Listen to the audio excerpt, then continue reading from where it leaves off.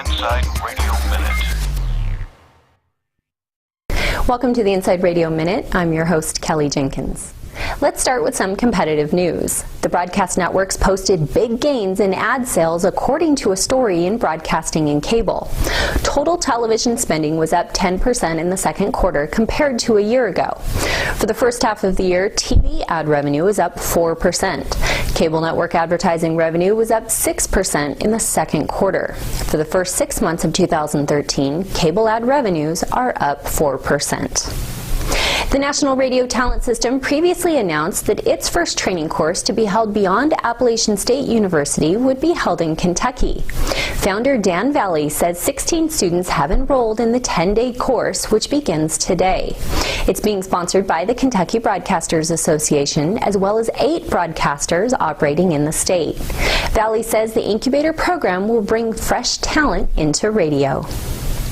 Corporate synergy comes in all forms, and CBS is using its radio stations to help in the company's public relations battle with Time Warner. A dispute with the cable giant threatens to see CBS television stations yanked from systems in New York, Los Angeles, and Dallas this week.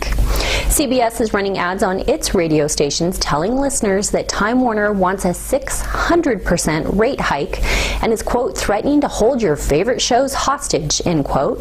It encourages them to call their local cable office. If the TV stations are pulled, it'd be the first dispute involving CBS to cross that line. With rumors of a new sports FM swirling in Detroit, Birach Broadcasting's WCAR last week became NBC Sports Radio 1090. The rebranding comes after ESPN Radio split with the station, fueling speculation that it will be part of a new sports lineup on Greater Media's AC Today's 105.1 WMGC FM. Dial Global says WCAR becomes the 284th station to carry NBC Sports Radio.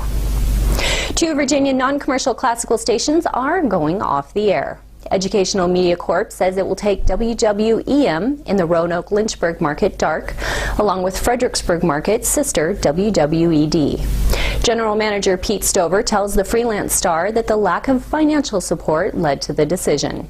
The stations will continue their webcast at classicsradio.org, which Stover says costs about $10,000 per month.